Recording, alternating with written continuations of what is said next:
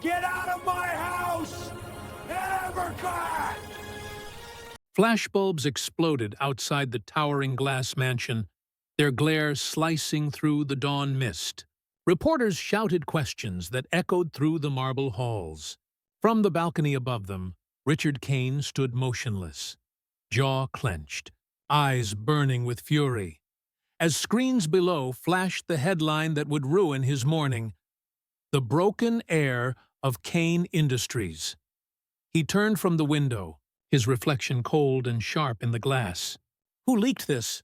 he barked, voice trembling with rage. No one answered.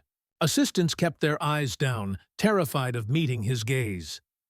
In the dim corridor beyond the office, a faint sound of wheels squeaked against the floor.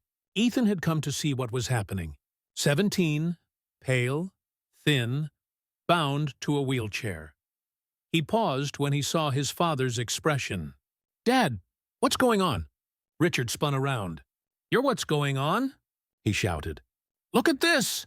He thrust a tablet toward Ethan's face, the image on the screen showing Ethan sitting by a window, smiling faintly. The photo that had spread across every business blog in the city. Ethan's throat tightened. "I didn't ask for this. I didn't. Do you have any idea what this does to my name?" Richard cut him off. "Years of work, my company, my reputation, dragged through the mud because of you." Ethan's voice cracked. "I never wanted to be hidden." "You were protected," Richard snapped. "I gave you everything. Private doctors, private tutors. What else did you want?" "To be your son," Ethan whispered. For a brief moment, silence hung heavy between them. Rain began to tap against the tall windows, soft at first, then louder, like the world itself was holding its breath. Richard's face hardened again. "You'll destroy me before I let you destroy this family's name." He turned toward the door, shouting, "Maria! Get him out of here!" The caregiver stepped forward, trembling. "Sir, please, he's your child. Take him away," Richard roared, "before the press finds him here. I don't care where he goes. Just make him disappear." Ethan's hands tightened on his wheelchair. "You're ashamed of me because I can't walk," he said, tears sliding down his face. "But it's your heart that's broken, not mine." Richard's expression flickered, just for a heartbeat, then froze again. "You'll thank me one day," he said coldly, "when you learn the world has no place for weakness." Thunder rolled outside as Maria hesitated, then reluctantly wheeled Ethan toward the elevator. The boy didn't look back. He couldn't. The storm broke open as the mansion doors swung wide. Rain slashed across the driveway, soaking him instantly. The iron gates creaked open, the lightning lighting his pale face as the car pulled away. Behind him, through sheets of rain, Richard Kane stood in the window, a dark silhouette watching his only son disappear into the storm. The gates slammed shut with a metallic echo that carried through the thunder, cutting the boy off from everything he had ever known. Rain lashed against Ethan's face, cold and merciless. The car skidded to a stop on the empty roadside, tires hissing through puddles. Maria, the caregiver, sat frozen at the wheel. Her knuckles were white, her breath uneven. "I'm sorry, Ethan," she whispered. "He gave me no choice." Ethan looked out through the fogged window. Darkness stretched endlessly ahead, broken only by the faint glow of a neon diner sign miles away. "It's okay," he murmured, voice trembling. "You've done enough." She opened the door, the storm howling in. Raindrops stung his skin as she helped him out, setting his small backpack beside the wheelchair. Her eyes brimmed with guilt. "Please!" "Forgive me." He managed a faint, hollow smile. "You're the only one who ever cared." The car door slammed. The red taillights vanished into the rain, leaving him alone in the night. Wind tore through the trees. His clothes clung to his body, drenched and heavy. The wheelchair wheels struggled against the muddy road. Every push felt like lifting a mountain. Still, he whispered into the storm, "I'll prove I'm not broken. You'll see, Dad. You'll see." Lightning split the sky. revealing the distant diner, a flickering sign that read, Martha's Place.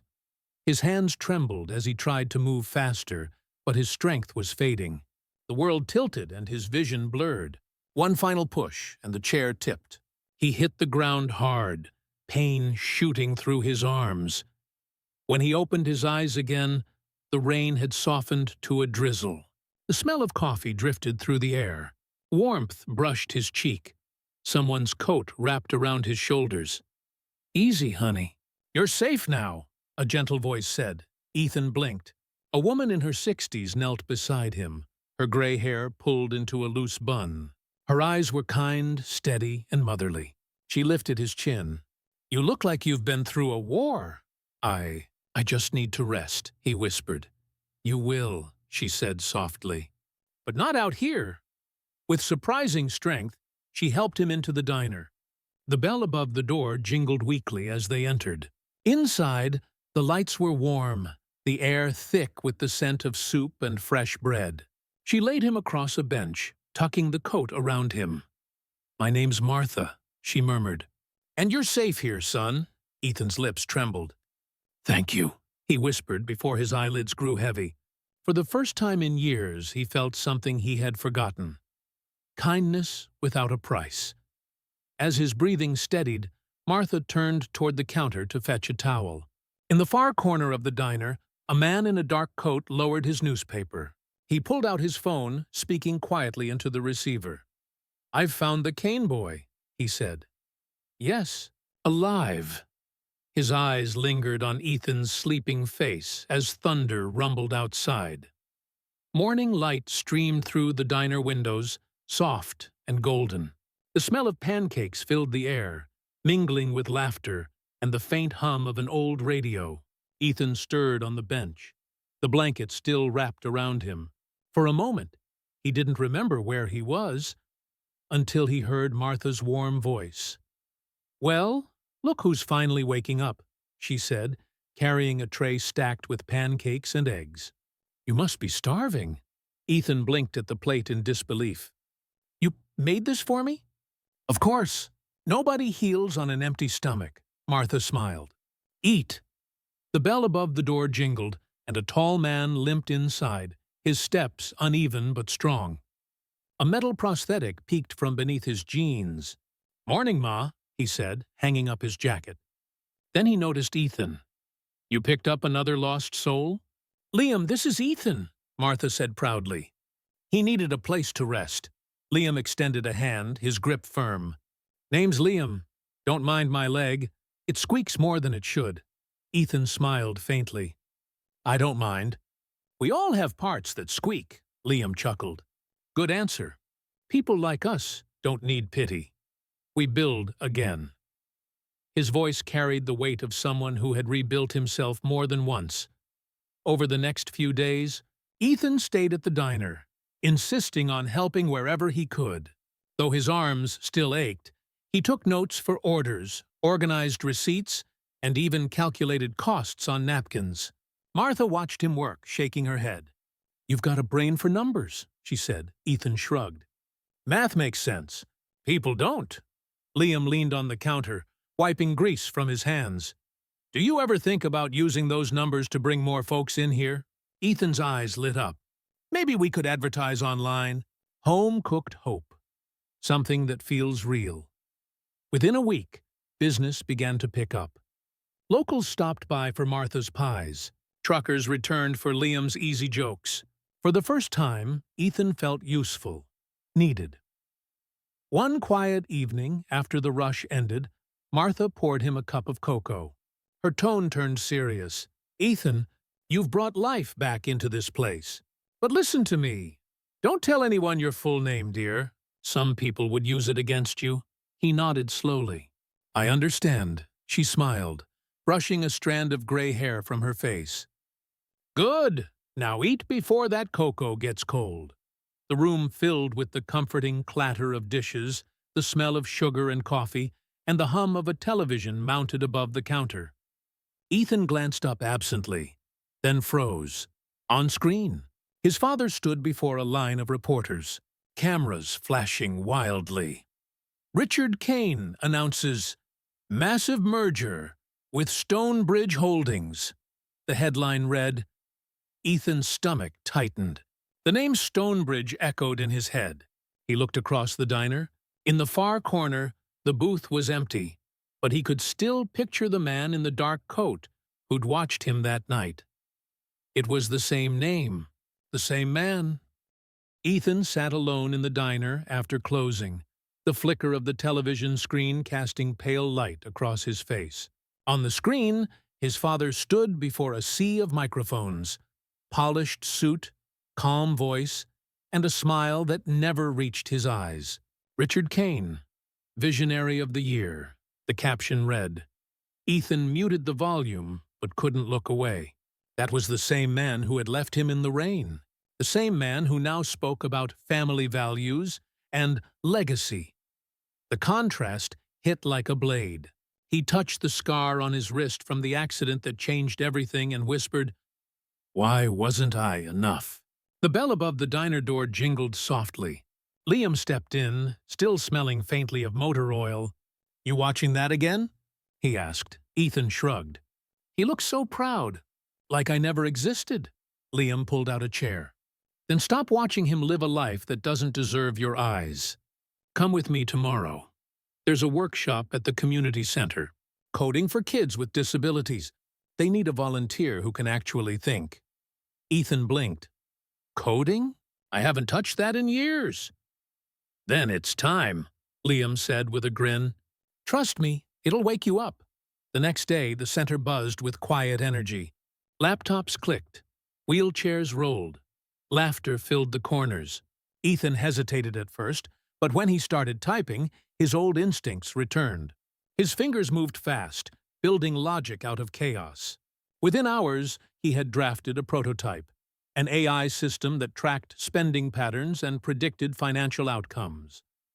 The instructor leaned over his shoulder, eyes wide. "You built this from scratch?" Ethan nodded shyly. "This could change the industry, kid," another observer said.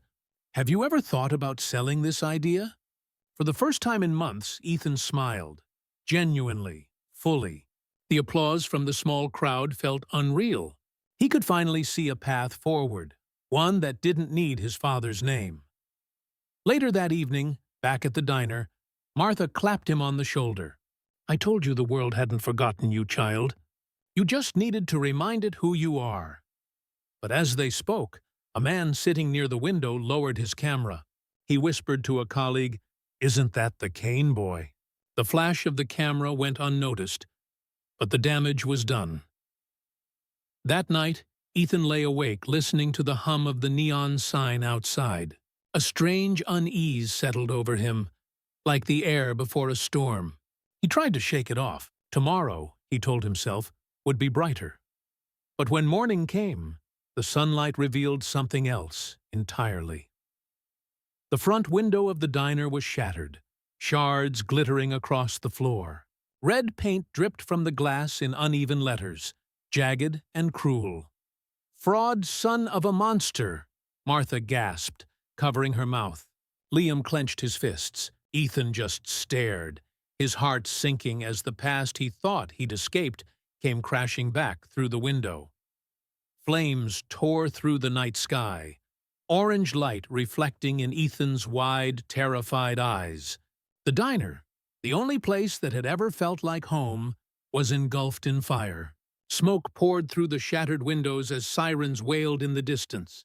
Martha screamed Liam's name from the parking lot, while firefighters rushed forward, their shouts lost in the roar of the blaze. Ethan's wheelchair jolted as he tried to move closer, but a firefighter held him back. "Stay back, kid! It's not safe! My family's in there!" Ethan shouted, voice breaking. Within minutes, Liam stumbled out through the haze, coughing, his face streaked with soot. Behind him, 2 firefighters guided Martha, wrapped in a blanket, tears streaking her face. "The gas line. Someone tampered with it," one of them muttered. "We'll investigate for arson." Ethan's stomach twisted. He didn't need to hear the rest. He already knew who they'd blame, and who they were warning. By dawn, nothing remained but ashes and twisted metal. The words Martha's Place hung half-melted above the wreckage. Martha sat on the curb, her hands trembling. All gone. Everything we built! Ethan wheeled beside her, his heart breaking. No, he whispered. Not everything. She turned toward him, confused. You saved me when no one else would, he said. Now it's my turn. I'll rebuild this place. I promise. For days, he barely slept. Between shifts, helping Martha and Liam find a temporary shelter, he spent every spare moment at the library computer lab. He poured his grief into code, transforming pain into purpose. One sleepless night, as the cursor blinked on the screen, a name came to him: Second Chance Systems, software built for small businesses like Martha's, designed to help them manage money and rebuild after loss. This isn't charity, he murmured to himself. It's justice. Weeks turned into months. The program spread faster than he expected. First, a few small shops signed up. Then local stores.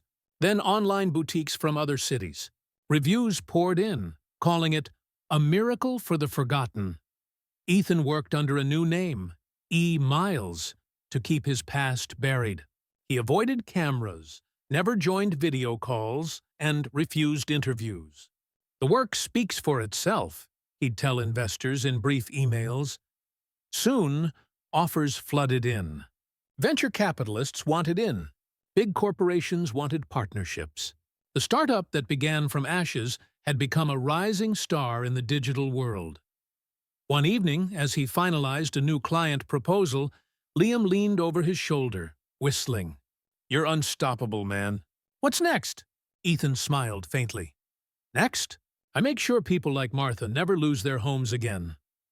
A notification blinked on the screen. A new inquiry.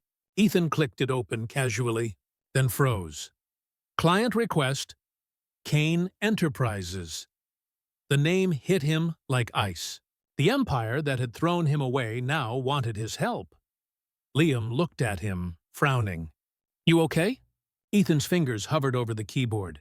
Yeah, he whispered, though his heart pounded in his chest. Just didn't expect this name to come back. Outside, rain began to fall again, soft at first, then harder, like the world was preparing for another storm. Thunder echoed outside the glass towers of Kane Global Holdings as Richard Kane slammed his fist against the polished mahogany table. The impact sent papers flying and coffee spilling over financial reports already stained by red ink. Who leaked it? He roared, his voice reverberating through the silent boardroom. Who sabotaged my merger? No one answered. The rows of empty leather chairs spoke louder than words. Most of his executives had already resigned. Others had vanished, slipping away before the sinking ship dragged them down. The news channels blared from the wall screens. Kane Empire crumbles after merger collapse. Insider betrayal suspected. The fall of a titan. Richard's hands trembled as he gripped the edge of the table. Betrayal, he muttered, almost to himself. After all I built. He stormed into his private office, slamming the door behind him. The silence there felt heavier than the noise outside. For the first time, he saw the empire he had built not as power, but as prison walls closing in. He poured himself a drink, but his eyes caught something glinting from a half-open drawer. Slowly he pulled it open. Inside lay a single-framed photograph. Dusty, cracked glass covering the image of a young boy in a wheelchair, smiling faintly at the camera. Ethan. Richard froze. He hadn't looked at that picture in years. He had hidden it, buried it like the weakness he'd never wanted the world to see. Now, as the rain lashed against his windows, he felt the weight of everything he'd lost, everything he'd destroyed himself. Meanwhile, miles away, in a small but sleek office lit by soft white screens, Ethan sat beside Liam reviewing financial charts. The logo of Second Chance Systems glowed on the monitor. The deal's ready, Liam said quietly. Once you sign, your software takes over Kane Enterprises' accounting network. You'll have full transparency of their operations. Ethan's fingers hovered over the digital signature. His reflection stared back at him from the screen. Stronger, older, no longer the broken boy his father had discarded. Liam's voice cut the silence. "You sure about this? You could end him. Completely." Ethan took a deep breath. "I'm not here for revenge," he said softly. "I just want the truth. The world should see what kind of man he really is." He clicked send, the contract sealed. Back at Kane Tower, Richard's secretary burst into his office, pale and breathless. "Sir, you need to see this. The new financial controller you requested, he's here for your approval." Richard rubbed his temples. "Now? I don't have time for this." "It's urgent," she said, hesitating. "He insisted you'd want to meet him personally." Richard looked up, irritated. "And his name?"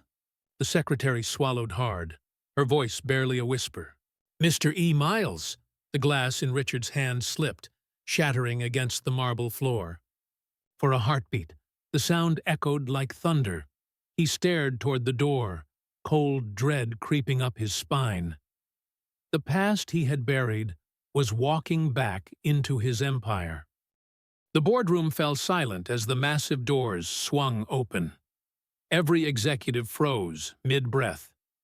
Richard Kane turned sharply, irritation ready on his tongue, until his voice caught in his throat. Standing in the doorway, framed by the morning light, was a young man in a tailored charcoal suit. His eyes, clear, steady, familiar, met Richard's like ghosts of the past returning to life. "Ethan," Richard whispered. The room seemed to shrink. Whispers rippled through the board members, but Ethan didn't flinch. He moved forward, his wheelchair gliding across the polished marble floor with quiet authority. The boy Richard, who had hidden from the world, was gone. This was a man forged by fire. "You once said I'd ruin your empire," Ethan said softly, his tone calm yet sharp as glass. "I came to save it." Richard's lips parted, struggling for words. You're alive. He stopped himself, jaw tightening. "You think you can walk back in here after what you did?" Ethan's gaze didn't waver.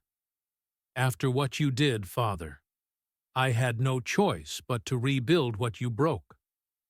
He tapped the folder on the table.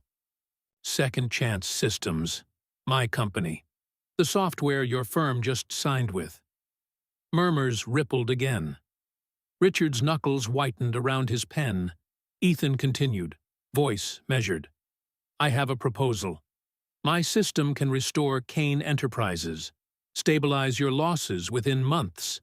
But there's one condition." Richard's eyes narrowed. "Condition?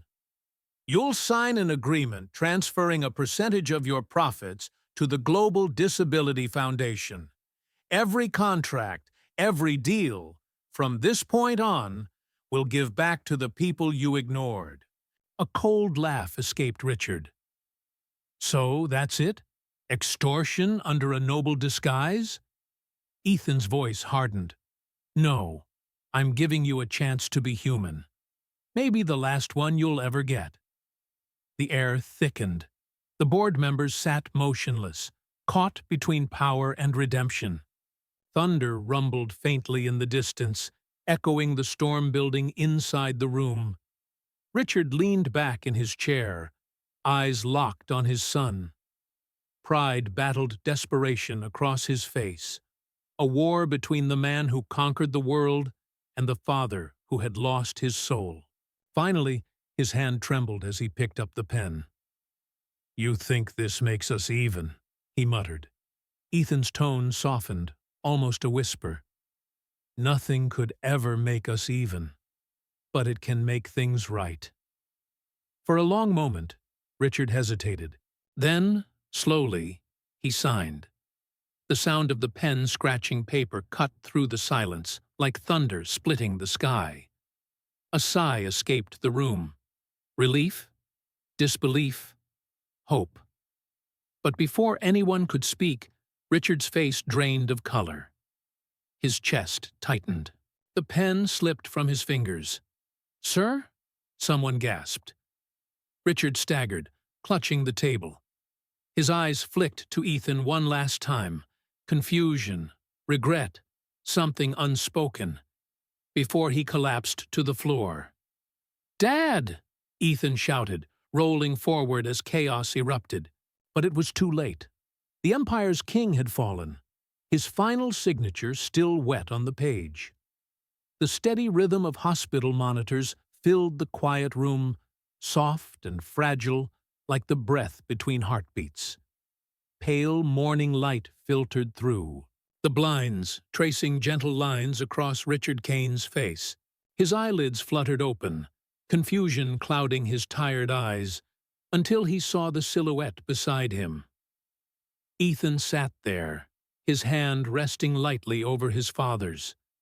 His wheelchair was pulled close to the bed, dark circles under his eyes from staying awake all night. For a long moment, neither spoke. The weight of years, of anger, silence, and pain, hung between them. Richard's voice cracked. "Why, after everything I did to you, why are you here?" Ethan looked at him, calm but resolute. "Because you taught me what power without love looks like," he said quietly, "and I decided to choose the opposite."